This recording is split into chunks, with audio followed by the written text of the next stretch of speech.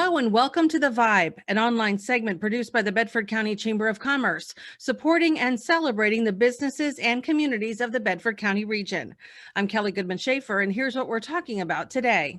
Bedford County attractions are featured in the latest edition of Pittsburgh Magazine. The feature article called Pull Over Ahead explores roadside attractions and oddities, including the kitschy and campy.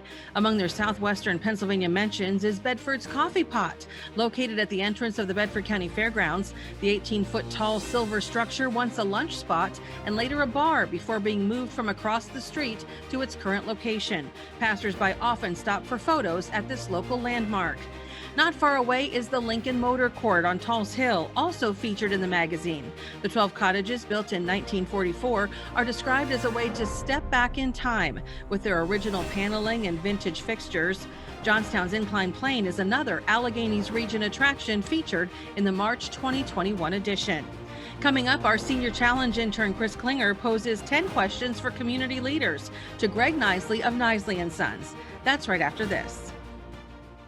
Homewood at Springhouse Estates and Victoria House at Homewood, keeping our residents safe during the COVID-19 crisis. I was in my apartment for almost a month, and then I was provided everything that I needed. People have been very respectful about maintaining the social distancing and wearing their masks.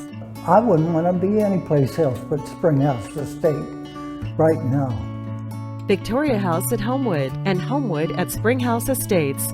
We're not home-like, we are home.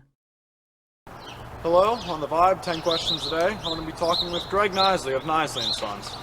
Describe the business. Well, we are going to be this year a 75-year-old plumbing, heating, air conditioning, and electrical company that my grandfather started back in 1947. Currently, we have 25 employees, of which we do, pretty much any type of residential, commercial, even some industrial, heating, cooling, electrical, and plumbing services.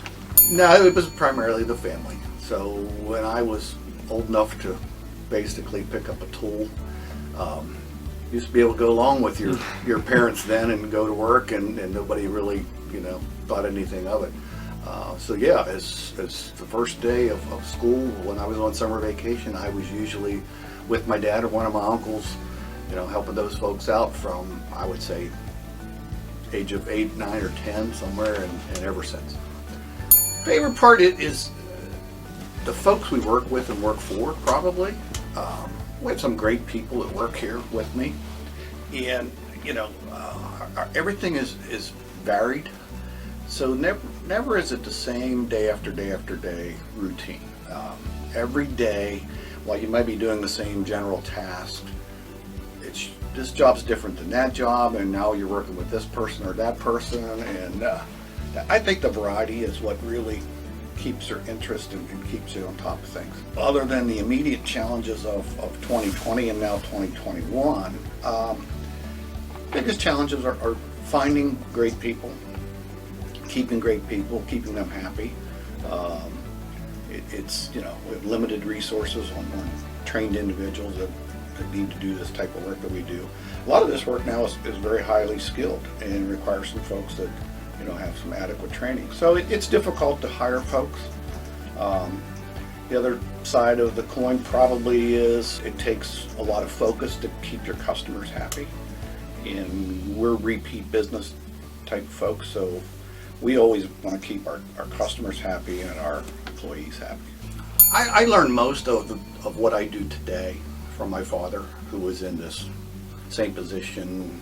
I think he left president of this company in 1991. So most of the time I learned from my uncles and my cousins and mostly my father. It changes all the time, but I'm usually on the road and in the door and at my desk by 7 a.m.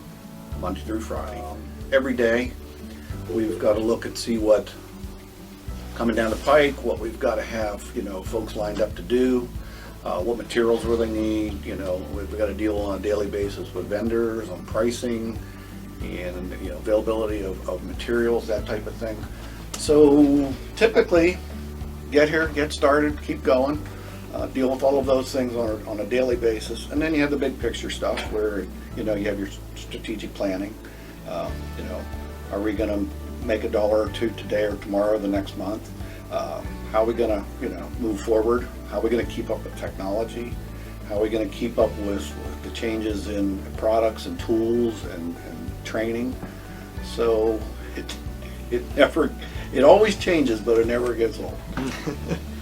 What would your advice be to someone my age looking to start up my own business?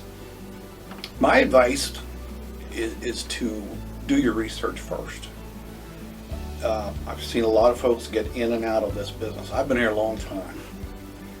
Make sure you know, spend some time to find out if this is a profession or a career that you really want to pursue. And I just had a call yesterday. A fella asked me if his son could come in and job shadow, maybe when in the spring and in the fall. He's interested in heating, air conditioning, electrical. And I said, yeah, you bring him in here, and we won't give him a day or two, we'll give him a couple weeks. So I think you need to check it out. Find out, is this going to be something I want to do for the rest of my life or not? Once you get into it, you kind of stay there. It's very rare that folks go different directions once they've gotten into business. So lots of planning.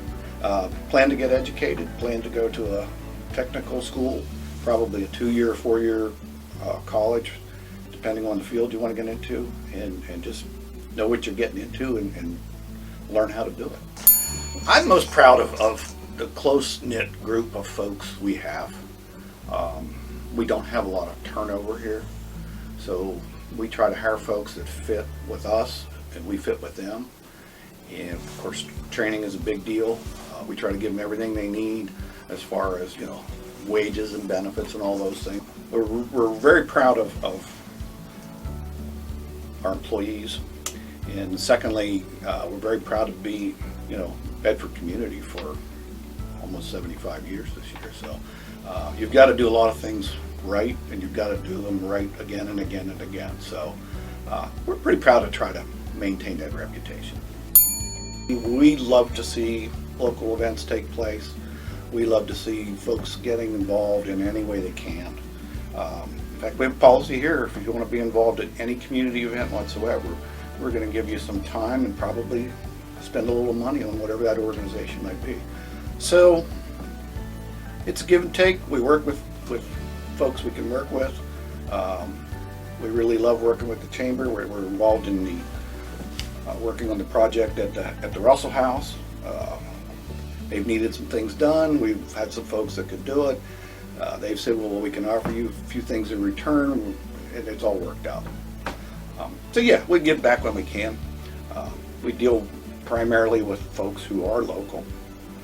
So when you're working with those folks and they have a need, or they have a request, or they need a donation, or maybe the local sports team or Girl Scouts or whatever it may be needs a little help, you got to kind of reciprocate and take care of those folks when you can. I just love the small town feel. We've got great folks who I live and work with, and we just enjoy the laid-back approach of not having to be involved in the rat race and the stress of bigger life, I guess. Small town is great for relationships, so I really think that part of it is what keeps us going. We've worked for some families for 4 generations now, so we've been able to earn their trust and keep it and keep working and associating with those folks. So I like that small town feel where everybody tends to know each other, and you learn more about the individuals, and they're not just a number. You can put a face with folks. I really like that. This has been 10 Questions with The Vibe. I'm Chris Klinger, and it was great talking to Greg Knisely today. Next time on The Vibe, a look ahead to the new season at the Silver Lining Drive-In and how you can help choose our 2021 movies. Look for The Vibe Mondays, Wednesdays, and Fridays on Facebook, YouTube, and BedfordCountyChamber.com. Ask us how you can become a sponsor of this program, and special thanks to the Chamber's Founders Circle members for your community-leading support of the Chamber mission. Thanks for watching, and we'll see you soon.